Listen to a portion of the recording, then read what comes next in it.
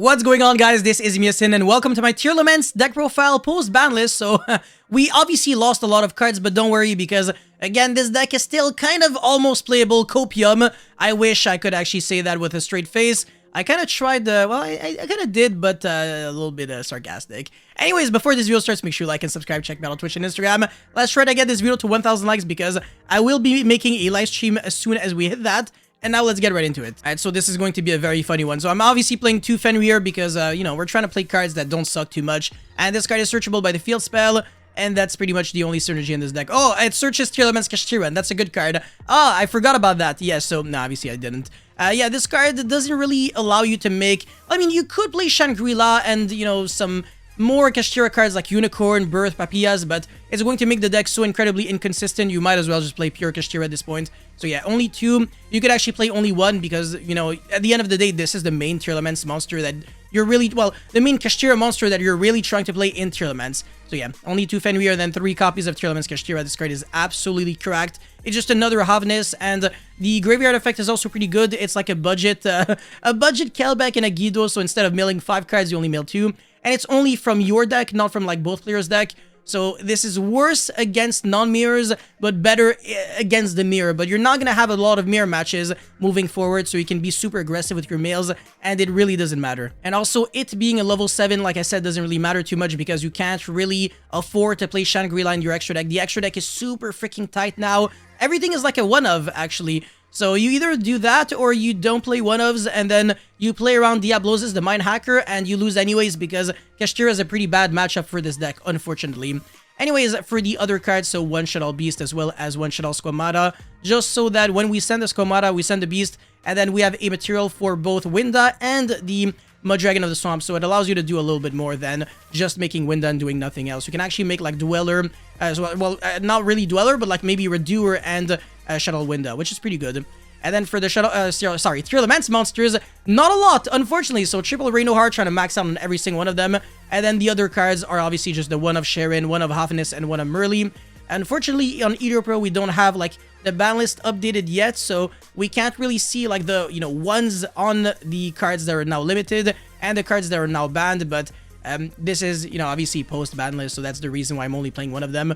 No, there are not a 3, otherwise I would be a little dumb for not maxing out on these cards, but yeah, I am, and that's all I can really do. So one of each of these Shizu cards, again, same thing. There's really not much to explain. You know, if you can play these cards, you obviously play them, and then 3 King of the Swamp, because the graveyard, well, it's not even a graveyard effect, but like the condition of being treatable as any fusion material is really insane. I'm going to explain that later on, but Searching Polymerization is okay, but it's not great. And then Diviner of the Heralds, which is a really good normal summon. You can send Guido or Kelbeck to mill an extra 5 cards, and it's a level 6 tuner, so you can make Baron de Fleur, destroy your own Kaleido Heart, and keep playing from there, so that's actually really cool. And then Instant Fusion, you can no longer summon Kid Kalos out of this, so you can only really summon El Shuttle Winda and Muddragon of the Swamp, but Winda wouldn't really do much, so Muddragon of the Swamp really is the only monster. But still, summoning a fusion monster is really not too bad, and by summoning Muddragon of the Swamp with Instant Fusion, when you go normal summon Reinohard effect, you can't get like Valor or Impermed, so that's actually really neat. So that's the reason why, even though it's obviously not as good as it used to be, it's still worth playing as a one-of. You might as well, because you're playing this card in your deck any freaking ways.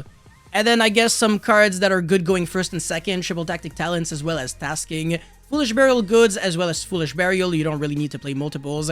And then Terraforming can search either the Prime Planet Perlerino or the Perezos, which is the Kashtira field spell. The name changed for the OCG, TCG. Now it's like an abomination. Heartbeats, this is actually better for its grave effect than its on-field effect, so you're actually really trying to discard that so you can recycle back your traps, because you can no longer search the trap cards with Kid Kalos. So if you want to have quick access to your trap cards, you try to send the Scream, which is this card right here, so that's the reason why this is a 3 of, because even the on-field effect is insane, and you try to send the Heartbeat so you can recycle back from the grave to hand. So obviously Scream, allowing you to mill an extra 3 cards on your own turn and on your opponent's turn, is like one of the only ways you can really get to do much on your opponent's turn now, because the deck just has like way less of a chance to mill and trigger Tearlaments names. It's actually crazy, but you know, being able to mill like 6 cards with 1 copy of this card and also search your traps is just absolutely remarkable. And for the trap cards, I'm playing every single one of them because even their grave effects is, you know, worth abusing. So yeah, 1 Meta Noise, 1 Solic, which could actually be played as a 2 or 3 of. I definitely don't dislike that. And then finally, 1 crime. The cool thing about Crime is that when you mill it, you can pretty much always use its effect because Tearlaments Kashtira can banish your Tearlaments monsters from the grave, and therefore you always have a banished Tearlaments monster to recycle back with Crime. So very nice indirect synergy right there. And for the extra deck, this is going to be the really fun part. So I'm playing quite a bunch of monsters that, you know, have something to do with King of the Swamp and Polymerization. So this card right here, Guardian Chimera, can only really be summoned using Polymerization, and if you do summon this with Poly, you kind of just win the game because it has a nasty effects. Like you can destroy 2 monsters and, you know, draw 1 card, or draw 2 cards and destroy 1 monster. Well, any card actually, sorry, and it doesn't target, so that's really cool. And it can be targeted by card effects while you have Polymerization in your grave. So it's just a really nasty card. And then the Grapha Fusion is like an Omni Negate. It would replace the effect of whatever normal spell or normal trap or monster effect your opponent would use by your opponent discards 1 card. So you you negate their effect and then you discard 1 of your tiers and then you fusion summon again. So this card is really easy to summon as well using just King of the Swamp and any dark monster. And then some other good cards would be Tearlaments Kaleido, of course, which can be used by substituting King of the Swamp as the Reino Heart. So you don't even need very specifically to have a Reino Heart. So very similarly to Lulu Kalos, because you can't use Kid Kalos now, you really have to use King of the Swamp to substitute it. It's a really nice card to prevent yourself from losing to Nibiru. But Nibiru shouldn't do anything against this deck because if you end on Kaleido Heart and Winda very early, they can't legally, well, they can't legally activate Nibiru under Winda, and they could do it under Kaleido Heart, but then it actually is worse for them because you revive back the Kaleido Heart, you shuffle back their Nibiru, and then you send a card, and then you search with whatever, or you fusion summon again. So it's catastrophic for them. Nibiru does nothing against this deck. That's the beauty about this deck. Anyways, Dragos Tapelia, Garura, you know, Winda, and Mudragon of the Swamp, so all the fusion monsters. And now Baron de Fleurs, the 1 synchro because of the Diviner of the Herald. Zeus, a Rise Heart, because going second, you can use like a Fenrir into a Rise Heart into Zeus if your opponent used Shangri-La on your standby phase. And then Redoer so that you can trigger the Sharon very easily. The Dark as well as Sprint so that you can send the Merly easily. And of course the Baguska, which is always good in this deck, honestly. And for the idea section, I don't really have much that I really want to cover. I guess Nibiru is not too bad because you can actually Nibiru yourself on your opponent's turn when you control like Tearlaments monsters so that you can fuse even more. And if you already have like a stack graveyard with like a bunch of fusions, maybe you can start summoning Dragos Tapelia or like Kaleido Heart and Grapha on your opponent's turn. And maybe like make like an unbreakable board even if you didn't have much going on for you when you pass turn to your opponent. So this card could definitely be very good at being like an extender in a way. So nice card. And then Unicorn with the Birth, as I already explained, and maybe Papillas. Some bestial monsters, but there is not a lot of dark monsters that you can banish from your own graveyard, so it's only really good if your opponent's playing dark monsters.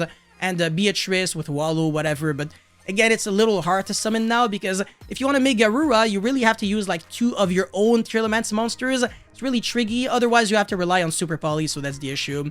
Same issue with the bestial monsters, I want to say. And finally, Dweller and whatever else that you might consider playing in this deck. But that's pretty much it for this deck profile. Thank you guys so much for watching, and don't forget to like and subscribe. I'll see you guys very soon. Peace.